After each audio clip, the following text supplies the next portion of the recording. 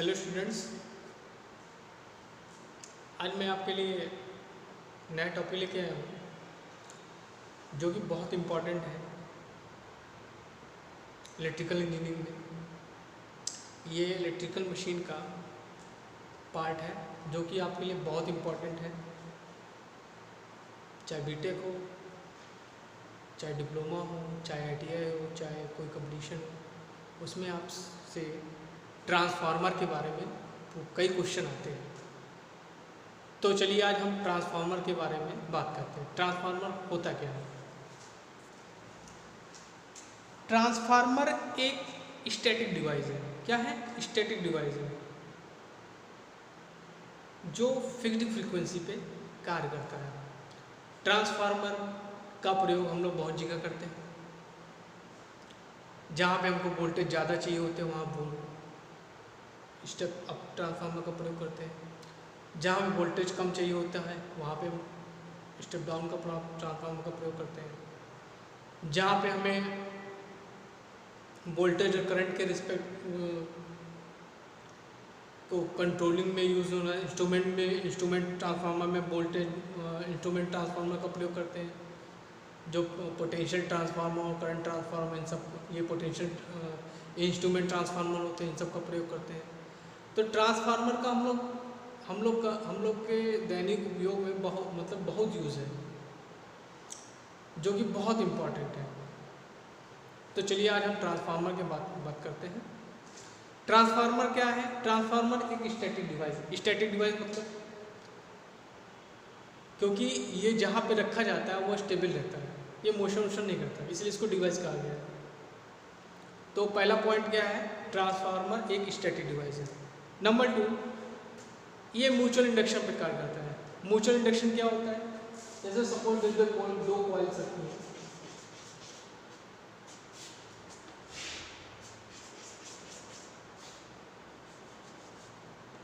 दो कॉइल्स रखी है L1 L2। तो अगर इसमें क्या होता है कि अगर इसमें EMF इंड्यूस होगा तो इसमें भी EMF इंड्यूस हो जाएगा। क्यों? क्योंकि इसका फ्लक्स जो होगा इसके फ्लक्स को भी, इसके टर्न्स को भी काटेगा, जिसके कारण क्या होता है, सेल्फ इंडक्शन के कारण इसमें EMF इंड्यूस हो जाएगा। लेकिन इसका जो फ्लक्स होता है इसके टर्न्स को भी काटने लगता है, जिसके कारण क्या होता है, इसमें भी एक EMF इंड्यूस हो जाता है, जिसको हम लोग म्यूचुअल इंड्यूस EMF बोलते हैं। इसी सिद्धांत पर ट्रांसफार्मर कार्य करता है। तो ट्रांसफार्मर क्या है? ट्रांसफार्मर एक स्टैटिक डिवाइस है जो म्यूचुअल इंडक्शन पे कार्य करता है। नंबर 3, ये क्या करता है? फिक्स्ड फ्रीक्वेंसी पे ये पावर और करंट और वोल्टेज को घटाता और बढ़ाता है। फिक्स्ड फ्रीक्वेंसी पे क्या करता है? वोल्टेज और करंट को घटाता और बढ़ाता है। ये पावर को एक सर्किट से दूसरे सर्किट में ट्रांसफर करता है। मतलब इसमें वोल्टेज और करंट घटेंगे बढ़ेंगे, लेकिन पावर घटती बढ़ती नहीं है, वो केवल एक सर्किट से दूसरे सर्किट में ट्रांसफर होती है। ट्रांसफार्मर में 2 वाइंडिंग्स होती हैं। पहली वाइंडिंग होती है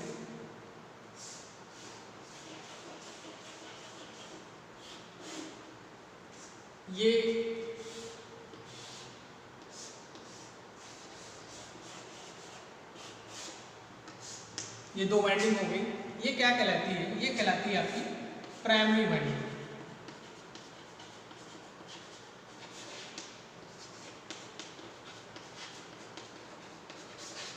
दूसरी होती है आपकी सेकेंडरी वाइंडिंग।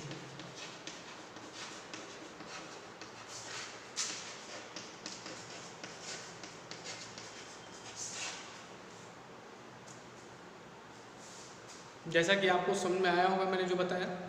ट्रांसफार्मर क्या है? ट्रांसफार्मर एक स्टैटिक डिवाइस है जो म्यूचुअल इंडक्शन पे कार्य करता है। इसमें 2 वाइंडिंग्स होती हैं, एक प्राइमरी एक सेकेंडरी। इसके टर्न्स को बोलते हैं N1, इसके टर्न्स को बोल देते हैं N2। आपको कुछ बुक्स में T1 मिलेगा, आपको कुछ बुकों में T2 मिलेगा। चाहे N1 कहिए, चाहे T1 कहिए, चाहे N2 कहिए, चाहे T2 कहिए, एक ही बात है। ये क्या करता है? फिक्स्ड फ्रीक्वेंसी पे वोल्टेज और करंट को घटाता और बढ़ाता है और पावर को ट्रांसफ़र करता है। मतलब ये आपका एक सर्किट हो गया, ये आपका दूसरा सर्किट हो गया। तो ट्रांसफार्मर समझ में आया होगा। अब हम ट्रांसफार्मर के वर्किंग प्रिंसिपल के बारे में बात करेंगे।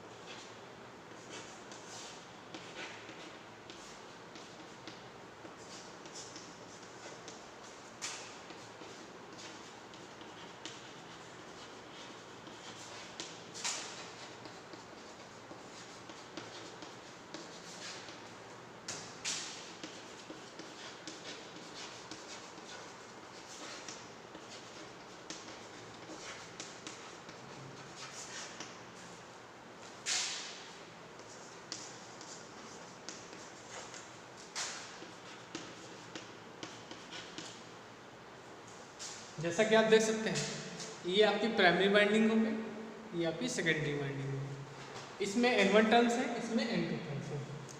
ट्रांसफार्मर का वर्किंग प्रिंसिपल समझने के लिए हम एक आदर्श ट्रांसफार्मर की कल्पना करते हैं। आदर्श ट्रांसफार्मर क्या होता है? आदर्श ट्रांसफार्मर एक काल्पनिक ट्रांसफार्मर है जिसकी दक्षता क्या होती है? 100% होती है, मतलब उसमें लॉसेस नहीं होंगे। नंबर 2, उसमें वोल्टेज ड्रॉप नहीं होगी। नंबर 3, वो फुली रिएक्टिव होगा। तो ये ट्रांसफार्मर में आदर्श ट्रांसफार्मर के गुण हैं।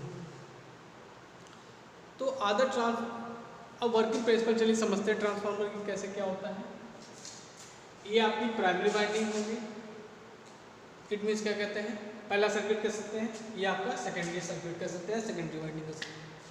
अब हम क्या करते हैं कि ट्रांसफार्मर की प्राइमरी वाइंडिंग को V1 सप्लाई देते हैं।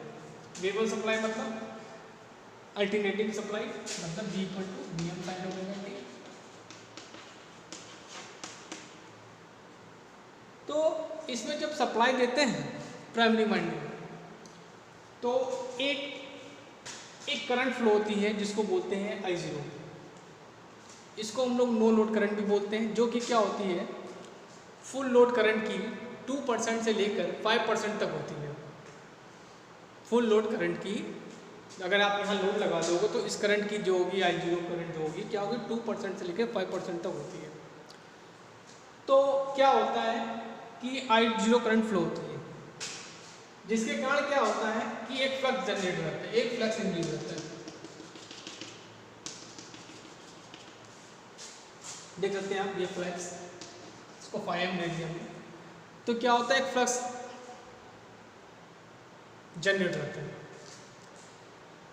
ये फ्लक्स क्या होता है, अल्टरनेटिंग होता है। मतलब अल्टरनेटिंग मतलब पॉजिटिव साइकिल, निगेटिव साइकिल, ठीक है, प्रीवियस वीडियो में मैंने आपको बताया था। तो ये क्या करता है, ये फ्लक्स जो होता है, ये फ्लक्स क्या करेगा, प्राइमरी वाइंडिंग के टर्न्स को काटेगा।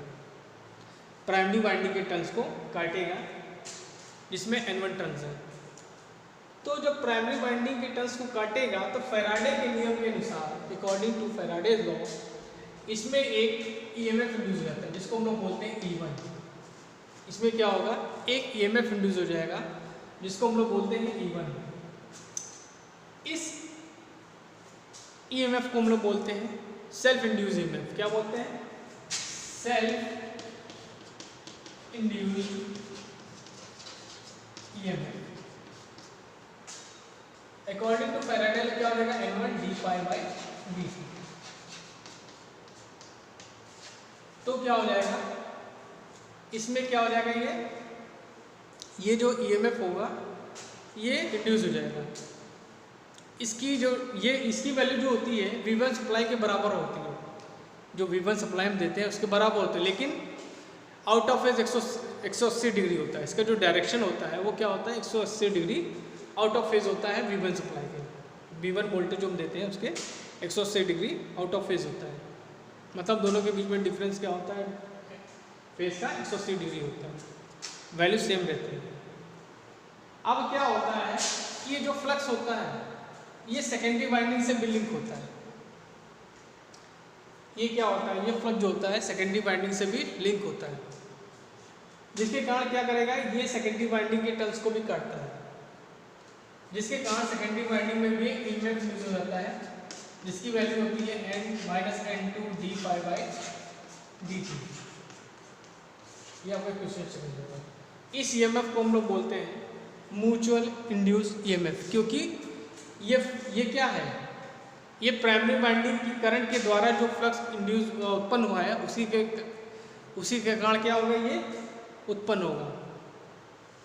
ठीक है, इसी सिद्धांत पे, यही ट्रांसफार्मर का सिद्धांत है, इसी सिद्धांत पे ट्रांसफार्मर कार्य करता है।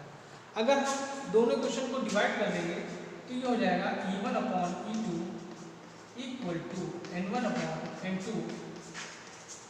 ये होता है आपका ट्रांसफॉर्मेशन रेशियो, मतलब primary EMF, secondary EMF, primary turns और सेकेंडरी टर्न्स में जो रेशियो होता है वो ट्रांसफॉर्मेशन रेशियो बताता है। आई होप आप लोग को मेरे द्वारा बताया गया ट्रांसफार्मर का वर्किंग प्रिंसिपल समझ में आएगा और ट्रांसफार्मर क्या होता है ये भी समझ में आएगा। अगर आपको मेरा वीडियो अच्छा लगा तो प्लीज़ इसको लाइक करिएगा, सब्सक्राइब करिएगा और शेयर करिएगा, जिससे मैं आपके लिए अच्छे वीडियोज़ बनाता रहूँ। Thank you.